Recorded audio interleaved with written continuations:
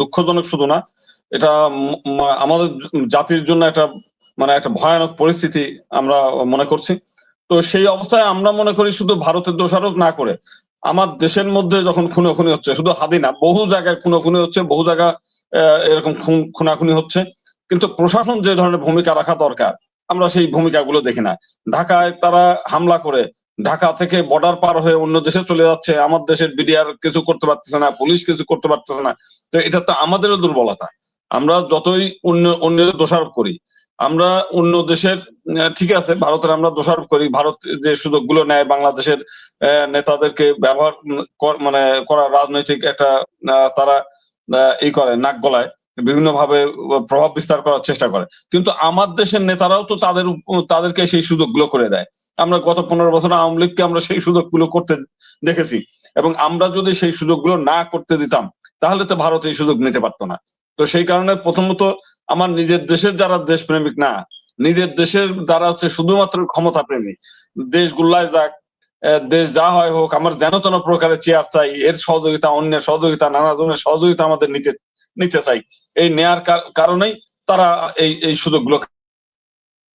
তো অন্যের দোষারোপ করার চাইতে প্রথমে নিজের দেশের জনগণকে আগে সৎ হইতে হবে, আদর্শ হতে হবে, এবং নিজেদের এই ক্ষমতা লোভী না হয়ে দেশপ্রেমিক হওয়াটা আগে জরুরি।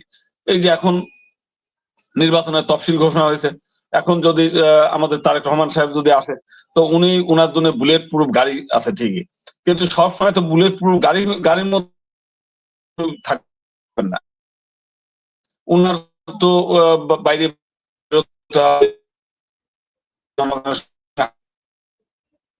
চলতে হবে। তো তাদের মাঠে করতে পারবে কতজন নেতা, এবং সবার পিছনে কি পুলিশ নিরাপত্তা দিয়ে পারবে? আদৌ সম্ভব? রাস্তাঘাটে আমরা কখন হেঁটে হেঁটে যাই। তো সেইখান থেকে আসলে দরকার ছিল হচ্ছে, আমি প্রথমে থেকেই বলছি যে এই অন্তর্বর্তীকালীন সরকার একটা জাতীয় সরকার করে আগে প্রথমে এই পরিবেশ ঠান্ডা করে এরপরে নির্বাচন দিলে পরে সেটা সুবিধা হতো। কিন্তু আমাদের তো কিছু নেতারা আছে, তারা এখনই ক্ষমতা চাই, এখনই চেয়ারে বসতে চাই, একটু ধৈর্য সহ্য নাই, যে কারণে আজকে এই ঘটনাগুলো প্রথম হাদির ক্ষেত্রে ঘটছে তা না। আমরা আশঙ্কা করি যে আগামী নির্বাচনের আগে এই ডিসেম্বরে জানুয়ারিতে বহু এরকম ঘটনা ঘটবে।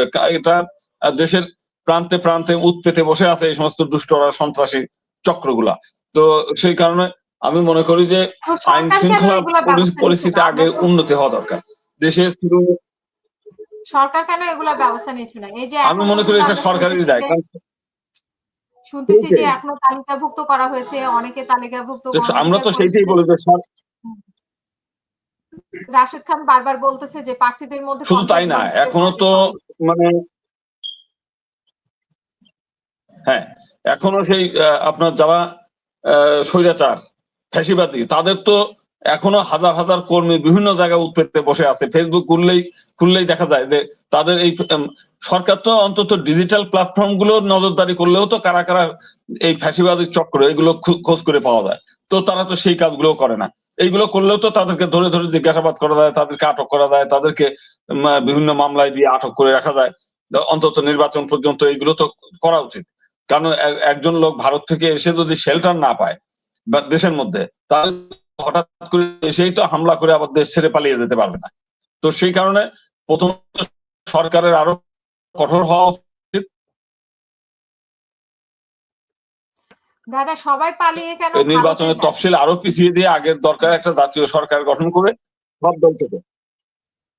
সবাই পালিয়ে কেন ভারতে যায়? ভারতে এখন বাংলাদেশের চারপাশে তো ভারত, ভারত ছাড়া তো আর অন্য কোনো যাওয়ার জায়গা নাই। একদিকে বঙ্গোপসাগর, এখন বঙ্গোপসাগরে পালিয়ে তো যেতে পারবে না, যেতে হলে ভারতের মধ্যেই যেতে হবে। তো সেই কারণে বাংলাদেশের সব অপরাধীর এখন আপনার বঙ্গোপসাগর দিয়ে পালিয়ে যেতে গেলে ওইখানে আবার নিজস্ব জাহাজ টাহাজ দরকার আছে, ওই জলযান দরকার, সেগুলো তার সন্ত্রাসীদের নাই।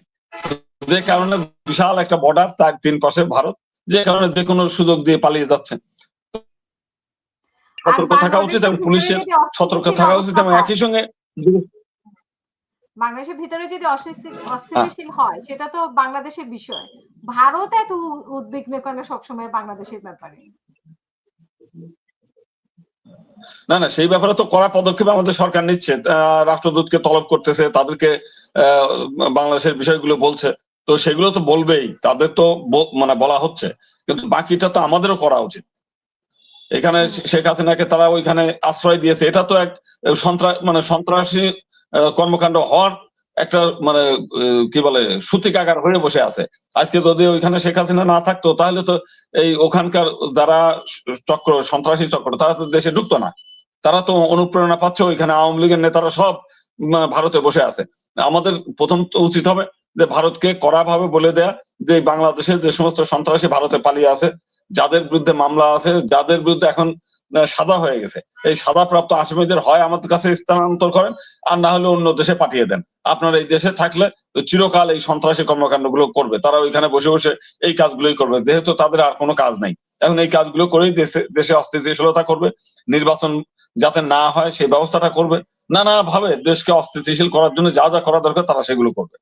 এটা হচ্ছে একেবারেই জলজান্ত সত্য, এবং সেই সত্যটা জেনেই আমাদের ভূমিকা নিতে হবে। বিশেষ করে আমাদের হাসিব ভাইরা এই ধরনের দেশপ্রেমিক জনগণ আছে, আমি মানা কর্মকর্তা যারা আছে, তাদের নিয়ে একটা ইউনিট করে তোলে কিভাবে মানে দেশের মধ্যে এই সন্ত্রাসী। হাসনাত আব্দুল্লাহরা ধমক দিল যে সেভেন না, সিস্টার শুধু ধমক দিতে হবে না, আসলে প্র্যাকটিক্যালি কাজ করতে হবে। এরকম ধমক দিয়ে তো আসলে হবে না। ভারত একটা বড় দেশ, সেই দেশের সেনাবাহিনী অনেক বড় জিনিস, তারা সার্জিক্যাল স্ট্রাইক পাকিস্তানের মধ্যে দিয়ে করে আসে। এখন ওইটা মানে ঠেকাতে গেলেও তো আগে প্রথমত আমাদের মনোবল এবং আমাদের বীরত্ব যেটা, সেটা শুধু হুঙ্কার দিয়ে তো লাভ হবে না, বাস্তবে সেটা কাজ করে দেখাতে হবে। সেই পরিমাণ শক্তি সামর্থ্য নিজেদের অর্জন করতে হবে। দেশের মধ্যেই তো মানে ফ্যাসিবাদের দোসররা বসে আছে। আমরা অন্যের ঠেকাতে গেলে তো প্রথমে নিজের দেশের যারা দুষ্ট লোক আছে সেইগুলো কন্ট্রোল করা আগে জরুরি। নিজের দেশের নিজের ঘরের মধ্যে শত্রু থাকলে বহিঃশত্রু ঠেকানো যায় না। এ হলো আমার বক্তব্য।